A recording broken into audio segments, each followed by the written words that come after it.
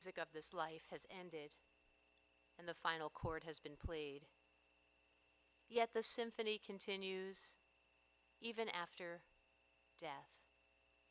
Its melodies filling our memories, beauty in life, harmony of love and friendship remain ours to savor.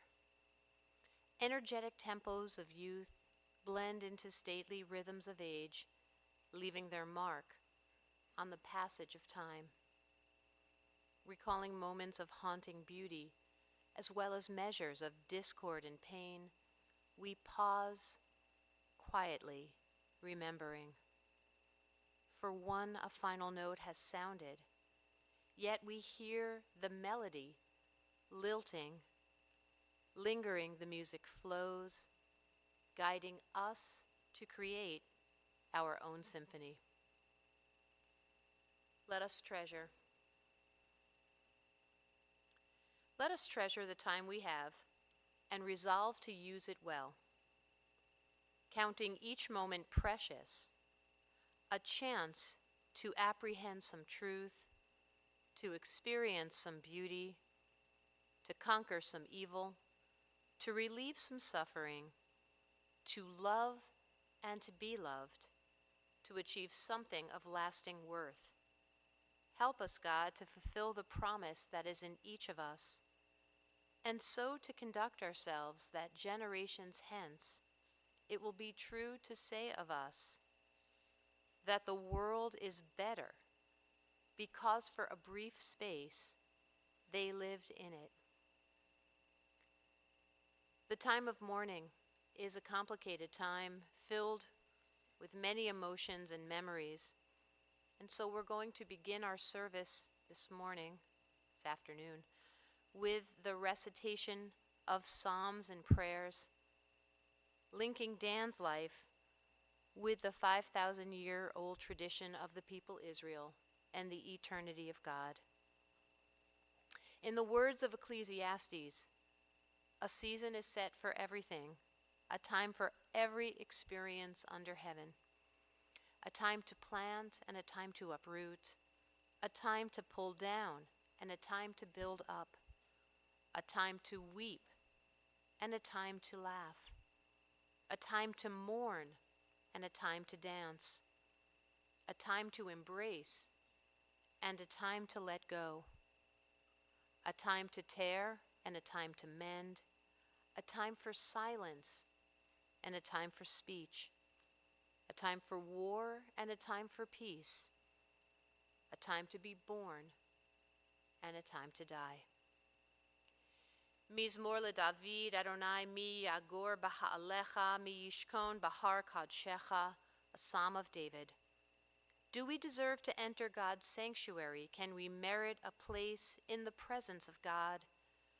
Live with integrity, do what is right, speak the truth without deceit.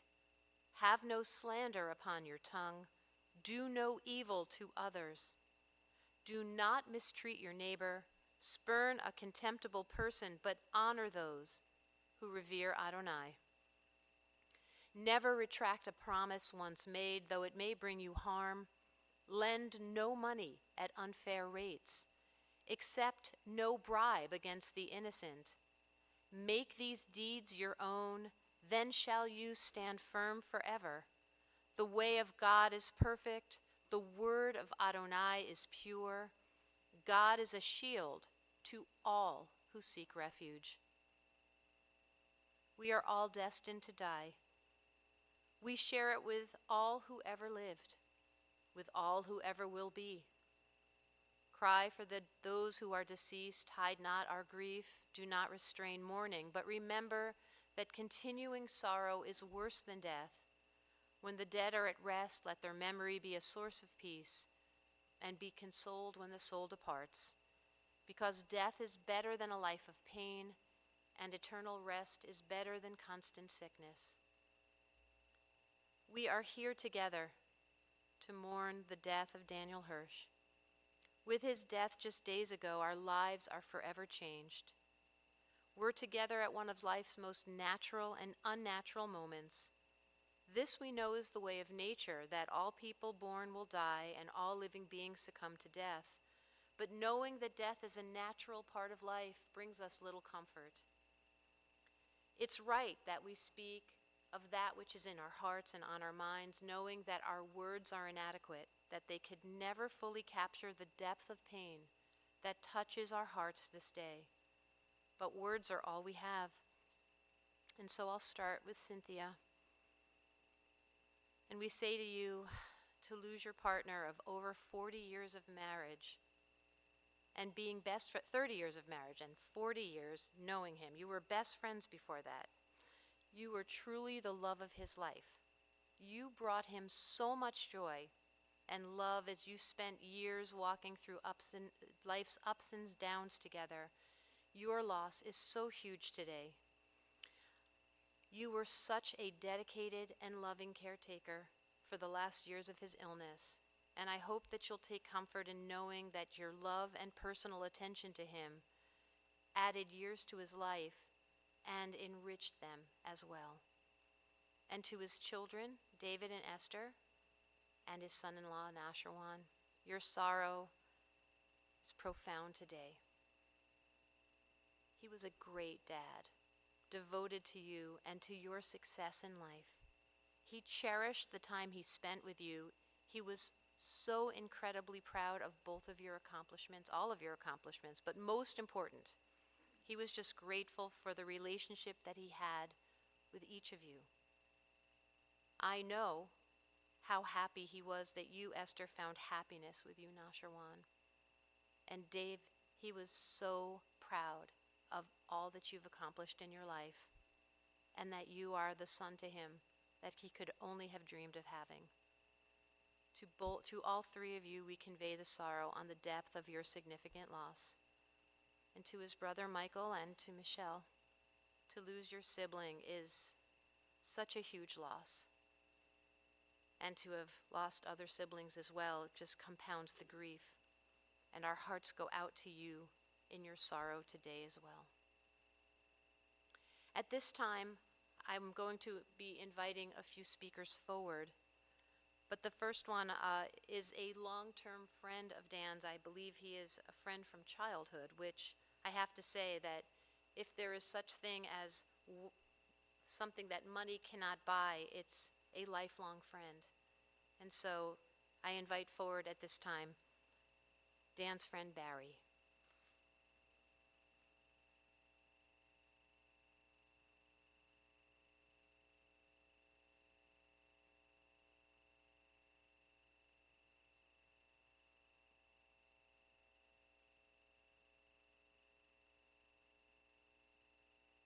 All right, I gotta make sure there's a timer here. I talk too much sometimes. All right, good afternoon. I'd start making plans for a different kind of eulogy, but I was concerned that I might miss something important, and so I realized it was probably best to keep it simple, or as simple as I can keep it, and use our time together on this earth as a guide to the most important things to discuss with you all today. Dan was born in the late 1950s. He was raised in Glendale. He went to school at Good Hope School, and we met in 4th grade, and we became instant friends, inseparable for the next 9 years before we went to college. Dan Hirsch was the smartest person I have ever known. I have ever met, and mind you, his first cousin is a nuclear physicist, and he has other friends from residency that are savants themselves, but Dan takes the cake. Smartest guy ever.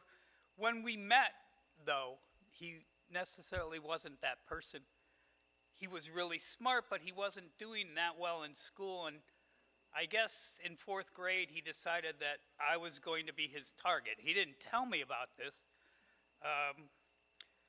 So for the next 2 years, we competed against each other, me not knowing this. And it's kind of hard because Dan was so smart that for fun he read physics book. So in 5th grade, I'm like looking at girls, and Dan is going through physics. And not only did he read the physics book, but he read it twice. We were little nits, nerds in training. Back then as a kid, you could do almost anything. It's sad because that just doesn't happen today. We had subdivisions that were made from farms and forests, and so there were still forests and farms around, and we explored everywhere. On foot or on bike, we would all meet to play in Dan's yard. He had a big backyard with a forest behind, which would lead to constant adventures and getting in trouble. We would play football constantly in the back and basketball in the front. We played this game called Vector, which I was going to look up, but I lost time. It's some nerd game where you try your hardest to outwit. So there we were in 5th and 6th grade planning our Vector strategy, and Dan loved that kind of stuff. We spent many years with Sharon and Brian and Michael, and we made them our own. We made Michael our own. We beat the crap out of him over and over again.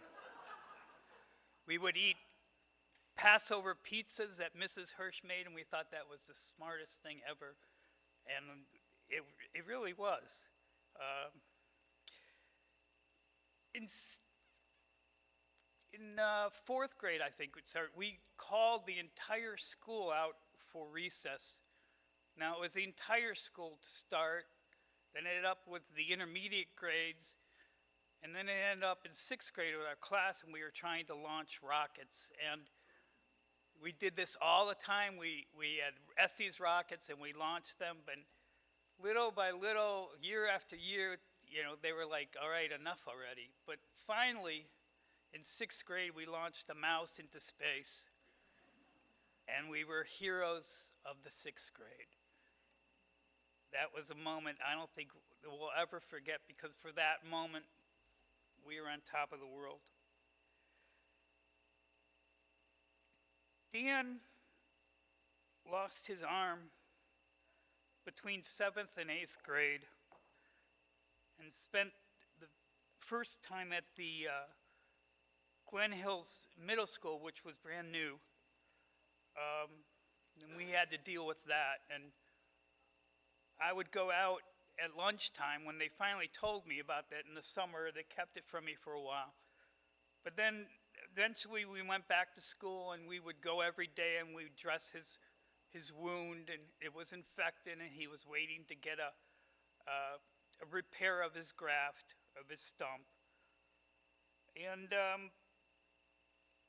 there was a lot of shock and hurt and anger about that. But the thing that didn't make sense was the prejudice that he endured. Shocking to me. There were idiots in 8th grade and high school who would mock him, and there was, later on, he didn't make host at Nicolay because of that, and so I didn't either, but that was fine with me. Later on, a woman at Stanford decided to give him crap because she didn't think he could do procedures with his one arm. So she cost him an entire year of his education, but he kept at it, and he graduated. And then even the program director at my orthopedic internship could not deal with the idea of a one-armed doctor. And I lost my job the next week later, which had part to do with that, believe it or not. It's unbelievable how people can be. But Dan wasn't Dan the one-armed doctor, and the other day on his deathbed, I saw him, and he was there, and he was peaceful. And then I saw his stump, and I was like, oh, yeah. Dan only has one arm. I forgot. And that's the way it's supposed to be, because once he got on to his real career, it didn't make a difference. Except Dan, we would play football in the backyard, and When he lost his arm, we kept playing football, and Michael would know this. He beat me up several times because I wouldn't tackle him or hurt him. One of the times he beat me up in the front of the ditch, and I wouldn't hit him back. And then finally, at the third or fourth time, it's like, all right, enough, and I started hitting back. And then every time we played football, we'd aim for the arm that wasn't there. And every time we played basketball, Dan, he was a force. His arm was like this when he was younger. It was huge. You didn't want to mess with the arm. In high school, we were in classes with the smart kids. And there was one time in physics where we would have the calculator, and Dan had the only calculator in physics. He had his father, the doctor, and we would pass the calculator around to do things, and then Dan would argue with us in the middle of a test, that we'd all say, that's the right answer, and he'd go, no, no, no, and he had all his reasons for it, but he was wrong. But it was so funny because in the middle of a test, we're not supposed to be doing that, but Dan would argue his point. Often, it's like, stop it already.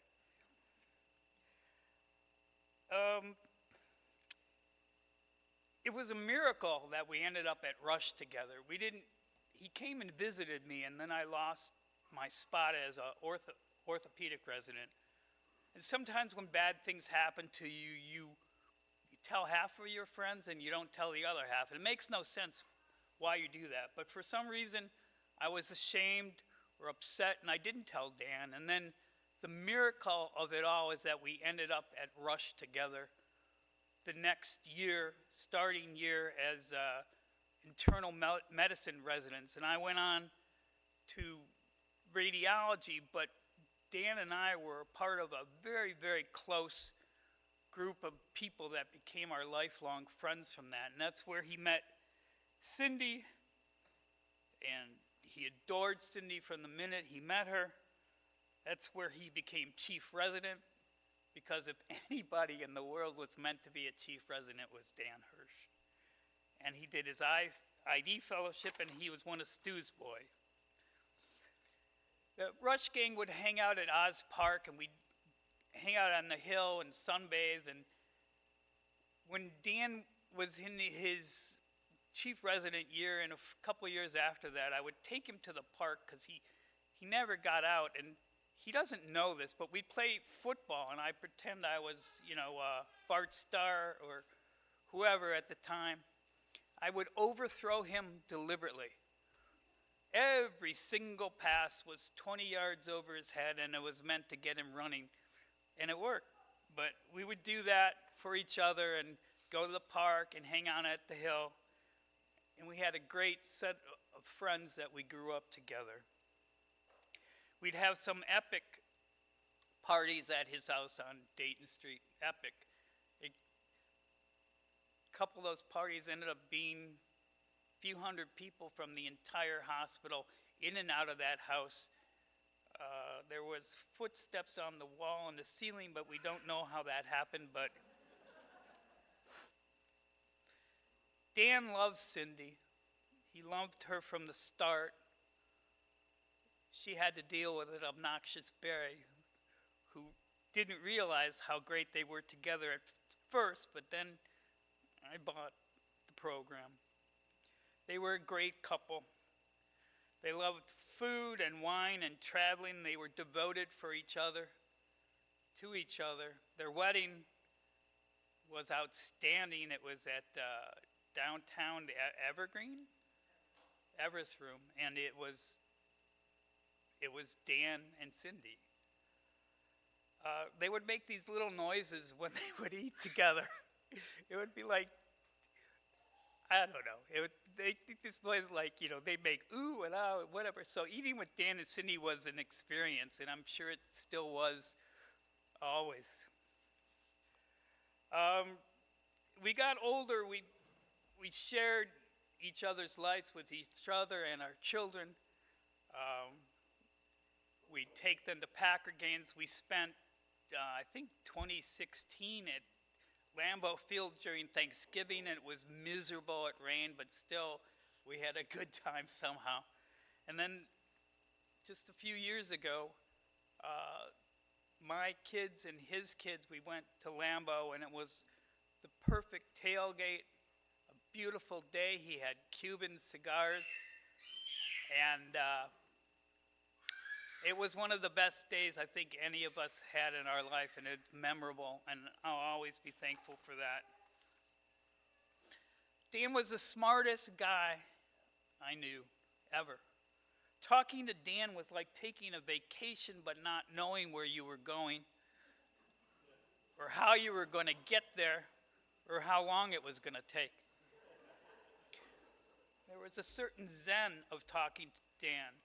It's sort of like you could ask Dan a question and then relax and go into a different mind frequency for the next hour and a half while he answered your question. And I thought about it because, were you just half listening? And no, you weren't just half listening, but you'd have to say, and yeah, he's like the smart son at Passover. You can't even challenge. I don't know half of what he was talking about, but who am I to challenge him, He was too smart for his own good when he started off as an attending. He would have 15 things in his differential diagnosis, and he'd write them all out, and it was killing him. And finally, we talked him into doing 10, and that probably didn't work either. But he always, that last part of the differential, number 14, was just as important to him as number 1, and he knew all of it. The years flew by, and I would always know that Dan was okay when he was quiet. I mean, if he didn't talk to me between football seasons, it wasn't a bad thing. It just meant that he was super busy with his life, his work, his family. And then Cindy, especially after he got sick, would mandate fun. And mandate, you must take him, you must make him have fun. And so we did. We'd hang together, catch up, and get right into it. Sometimes in our many trips to Lambeau Field, it's about 3 hours each way when I drive. We would talk about things that were difficult. We would talk about losing Brian and losing Sharon and other things in both of our lives. And we would talk about them in a detail I don't think I've ever had any discussion with, because, first of all, Dan could talk about anything. So when you'd ask him a question, you'd listen too.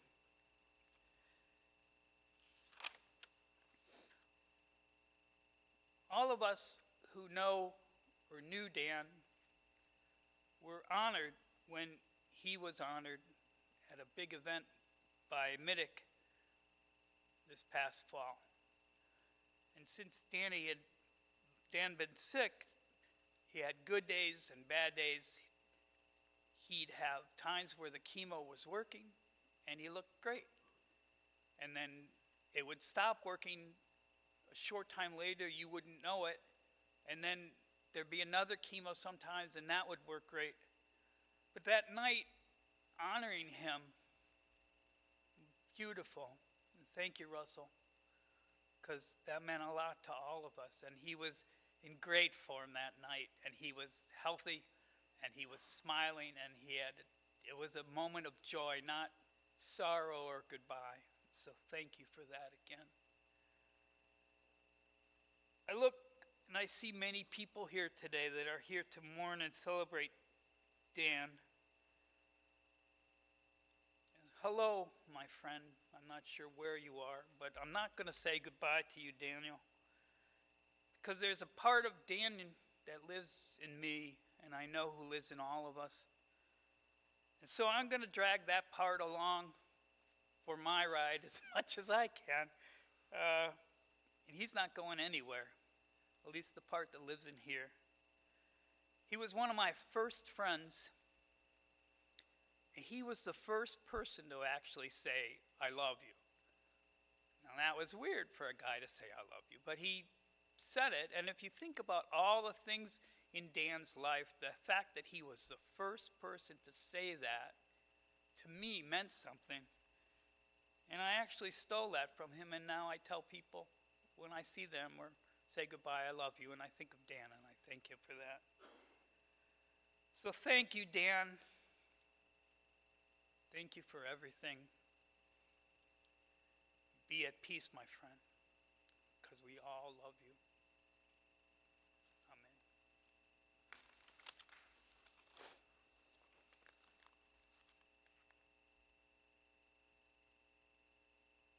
At this time, I'm going to invite Dan's brother Mike to share his words.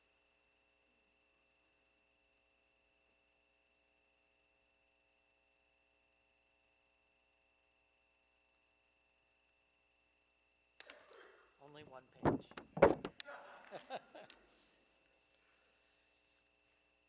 First of all, I want to second what Barry said to Middick for the gala this fall. It had more meaning than anything else, and I know it meant a lot to Daniel, and it was something, and I really appreciated it. So I just have a few words and thoughts. From my perspective, which might be a little different from Barry's, but growing up in the mid to late 60s, we shared a bedroom. Not very common these days. And many nights after my mom would tuck us in, he would turn on this small AM radio we had and tune it in to the local rock and roll station. So this is mid 60s or so, and I wasn't old enough to really be musically aware, but he was, and he would just leave it playing all night. And thus, to this day, I can remember those songs and the lyrics and everything. And he kept saying, that's okay, this is the music of the future, which I found later ironic, coming from him who is an opera fan and a classical music aficionado,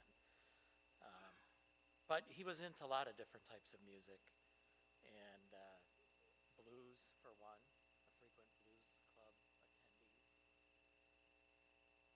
But for me, as a very little kid in the suburbs there, it totally broadened my horizons. It's like, oh, there's all this music out there, and I would never have discovered it.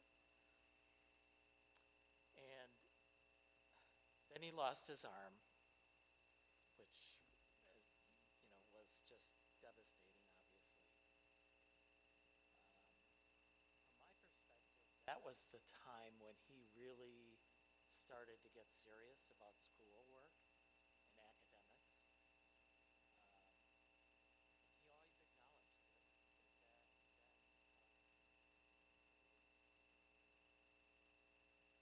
that encouragement of very good friends, such as Barry, and good teachers, he became really academically focused.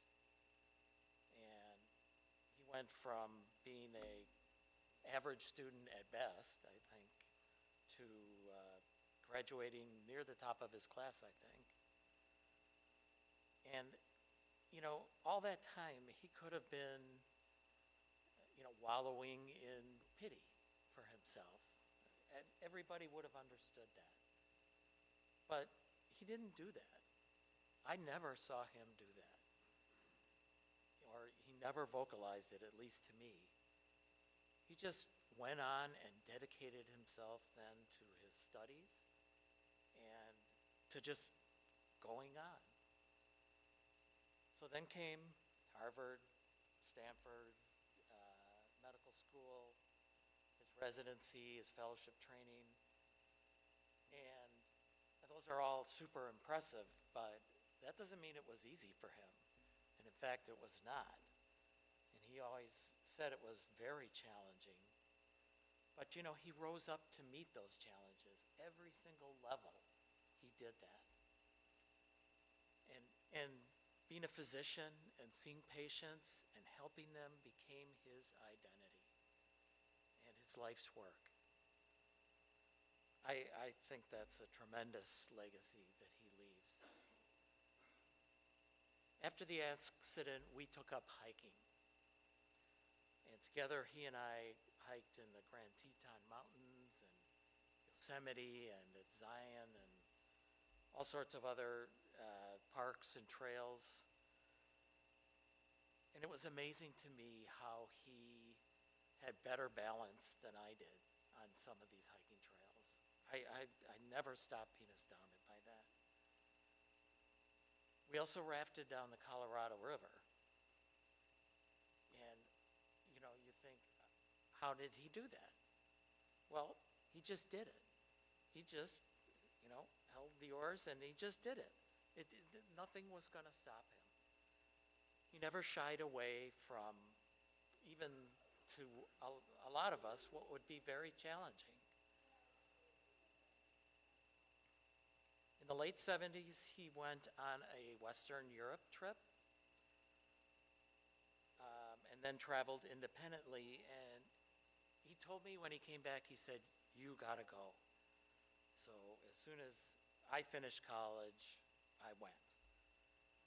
And it turned out to be the best traveling experience I ever had, and just totally opened my mind to different opinions, different people, everything. And, you know, that was a pattern in our relationship. He was my mentor, really, and my model for how he lived life and just overcame challenges. Of course, his cancer diagnosis was his final challenge. But again, I feel like he met that head on. He tackled it like another medical case, did all the research, got medication. He kept working as much as he could. And he and his family traveled all over. I really covered a lot in those years. And he loved that. And that was super important to him that he was able to do that. He told me that his trip to China this past December was his final bucket list destination. And I'm so happy he got to do that. He lived life with strength and purpose and resilience in the face of tremendous adversity, right up to the end. Daniel, it is my honor to be your brother.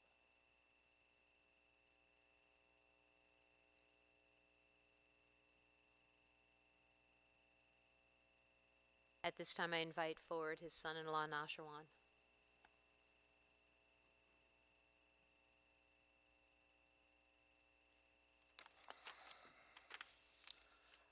Hello, everybody. As she said, I'm Nashirwan, Esther's husband and Dan's son-in-law. In the movie Waking Ned Divine, there's a memorable scene where the main character gives a eulogy for his friend. He says, "The words that are spoken at a funeral are spoken too late for the man who is dead. What a wonderful thing it would be to visit your own funeral, to sit at the front and hear what was said and maybe say a few things yourself. If he was here now, if he could hear what I say, I congratulate him on being a great man." In the movie, the friend isn't actually dead, so he ends up hearing all the kind words spoken about him. I liken Dan's situation to this scene because, thankfully, he got to hear all these kind words himself. Cancer is an absolutely terrible illness. I'm sure nobody here would disagree, especially the hundreds of doctors in the room. But if there is one redeeming thing about it, is that it gives you time. Through his illness, the five of us, me, Cindy, Esther, David, and Dan, had the opportunity to experience so much together. We watched Waking Ned Divine. We traveled to New York, Japan, China, Pakistan, the Cotswolds, and completed every single item on his bucket list. We got to say the things that were always implied, but they were never explicitly verbalized. It was an opportunity granted to all of us, including every single person here today. And wow, there are a lot of you. To add, Mike's speech was stuff I heard him say to Dan in his finals days. The Middick Gala anniversary where he celebrated his life, that was an opportunity we got. One of the things I was able to tell Dan was a Father's Day card I wrote for him. I'll read it now. Dear Dan, you are genuinely one of the coolest people I have ever known.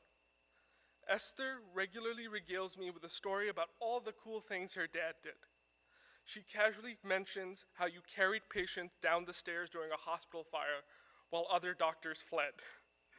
Or smaller things like booking a flight to California simply to show your family banana slugs. Her preaching goes far and wide, even to my friends and family.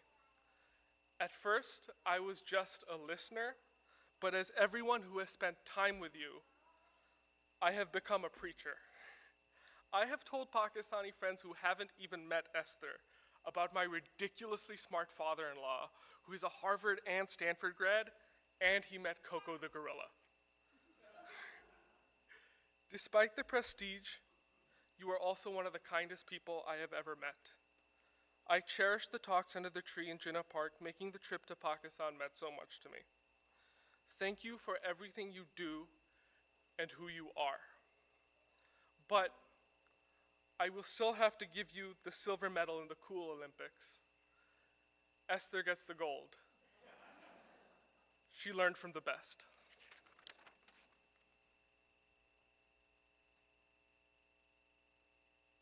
And finally, I invite forward his wife, Cindy.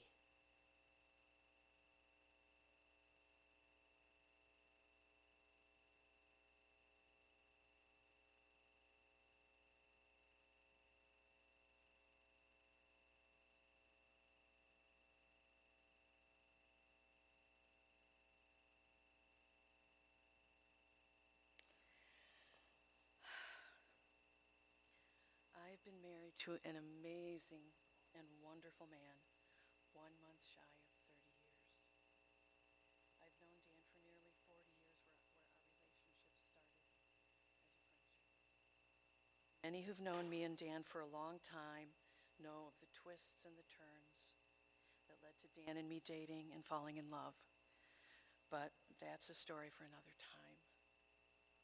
I do want to talk about Dan and my official first date, which was his brother Mike's and Michelle's wedding. The wedding and reception were just a lot of fun. It was a lot of socializing and dancing and partying, something I like to do. But the thing that stands out from that wedding were two family members that pursued me throughout that wedding. They wanted to get to know me, and just talk to me and see who was here with Daniel. One was dear Uncle Shelley, who was this charismatic, amazing man. He took me around to meet everybody that was at that event. I met all the family members through Uncle Shelley. And then he talked about Daniel. We were standing pretty far away from him. He was helping the groom. And he pointed at Dan and said, Daniel is a gentle bear.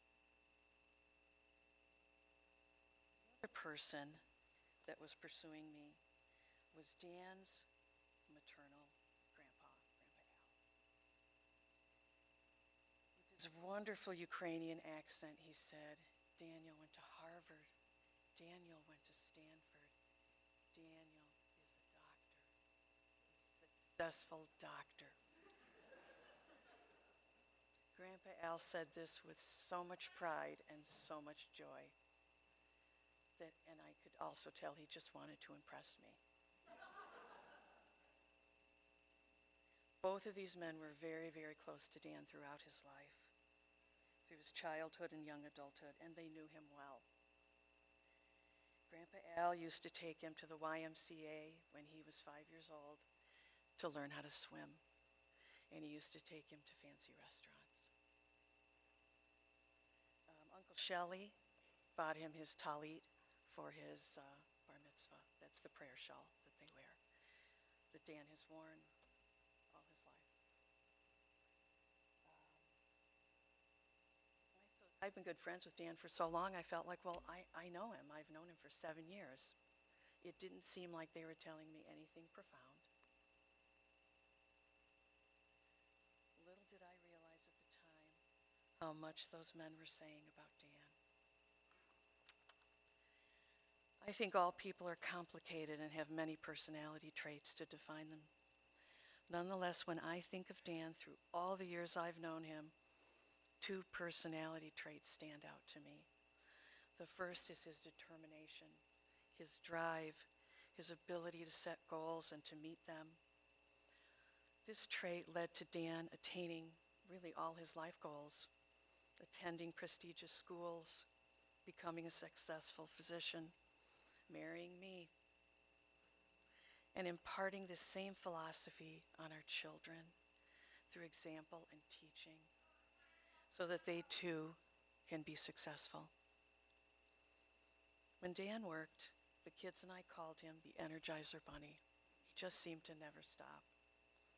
When he was sick, he was so brave and optimistic that I called him my little engine that could. The other trait that I feel defines Dan is his gentleness. Dan has a tremendously gentle, caring, loving personality. He was just a wonderful husband and a wonderful father. He expressed this gentleness to me just by listening without judgment. And he bought me a lot of flowers. There was a time when we were dating that I had 4 different bouquets of flowers in my home at the same time. Dan also showed this gentleness to our children by promoting a love of nature. He loved to be outdoors, and he encouraged hiking and traveling to state and national parks for our family trips. And when Dan was in the midst of it, he said he was grooving to nature, which meant he was slowing down and he was engaging, like smelling a flower in a meadow or looking for frogs in a pond.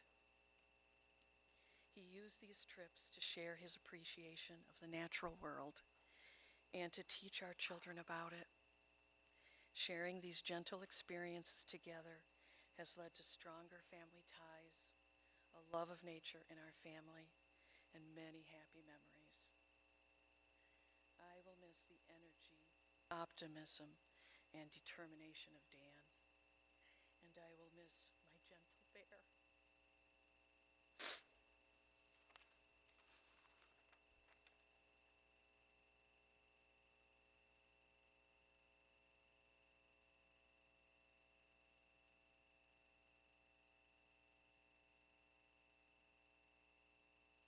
Dan was a man whose humility and kindness and quiet strength left a lasting imprint on our community.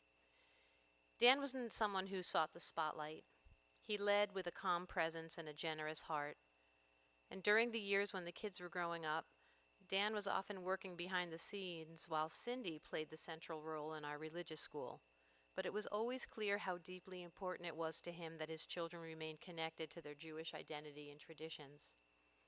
Rabbi Bob once shared that because Dan was so quiet, they didn't speak much at first, until one day they discovered a shared passion for opera, and that connection opened a doorway to a deeper friendship and understanding, as Dan often did with those lucky enough to really get to know him.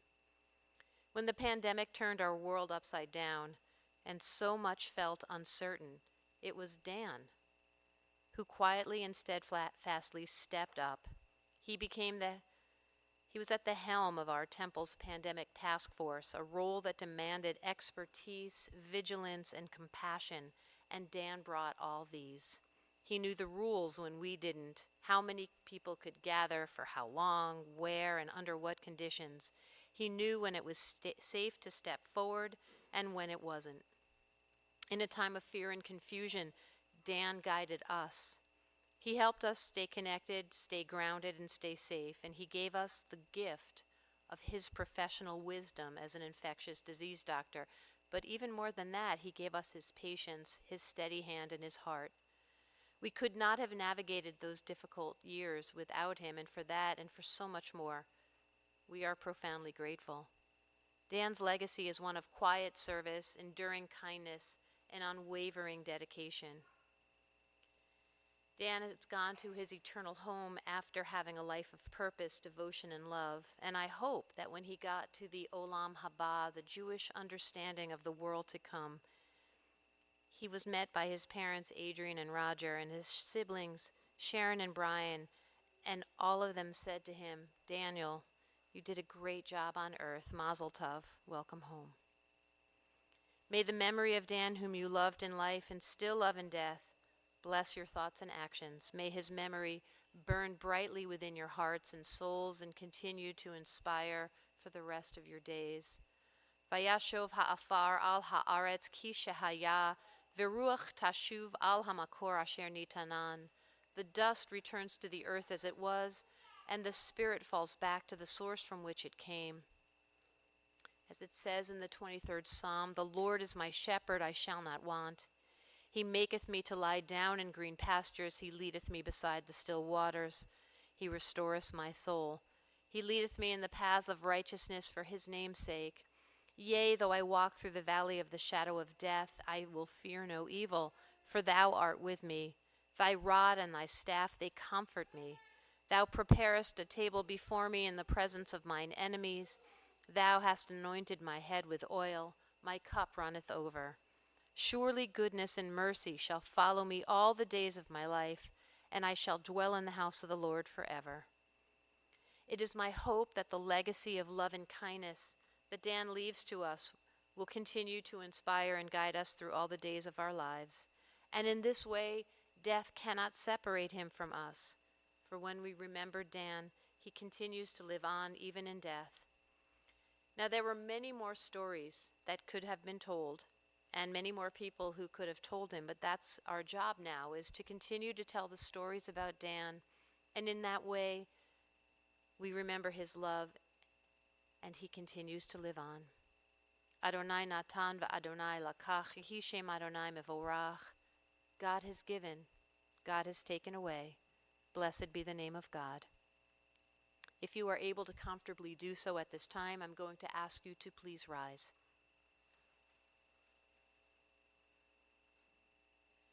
Ilmale rachamim, shochen bamrumim, hamitzei mechuna nechona, tachat kanfei hashchina, im kedoshim, utahorim kizor harakia, mazhirim. Et nishmat Daniel ben Shmuel shahalach le'olamo, ba'al harachamim yastireha b'seter knafav le'olamim, vayitzror b'tzror hachayim et mishmato, Adonai hu nachalato, v'tanuach b'shalom al mishkavo, v'nomar Amen. Compassionate God, eternal Spirit of the universe, grant perfect rest in your sheltering presence to Daniel Hirsch, who has entered eternity. O God of mercy, let him find refuge in your eternal presence, and let his soul be bound up in the bond of everlasting life. God is his inheritance. May he rest in peace. And let us say, Amen. Please be seated.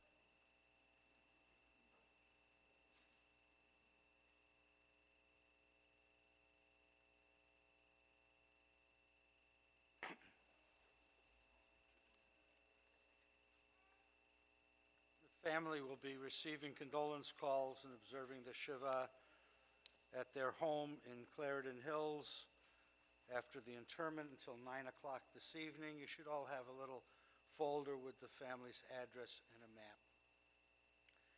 The services are going to continue with the burial at Rose Hill Cemetery in Chicago. it is a schlep. And as we said in Maine, you can't get there from here. Because of safety issues and the fact that this is Chicago in construction, we will not be going in procession.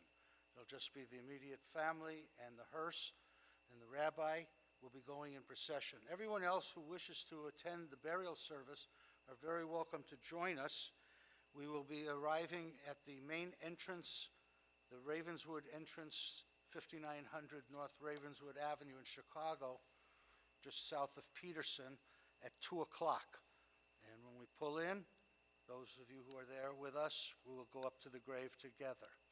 Otherwise, those of you who cannot make it to the cemetery, you're invited to join the family when they get home, probably close to 4 o'clock, I would say. Guesstimate. The following people have been given the honor of being a pallbearer. When I call your name, I'll ask you to please rise and move to the center aisle. Nasharwan Termizi, pardon me, Barry Lesson, Tom Drapak, Mark Drapak, Jim Drapak, Mark Durzon, David Zinder. If you'll please make your way to the center aisle to escort the casket. The rest of us will please rise in silent prayer as we escort the family and the casket out of the sanctuary. Then you are invited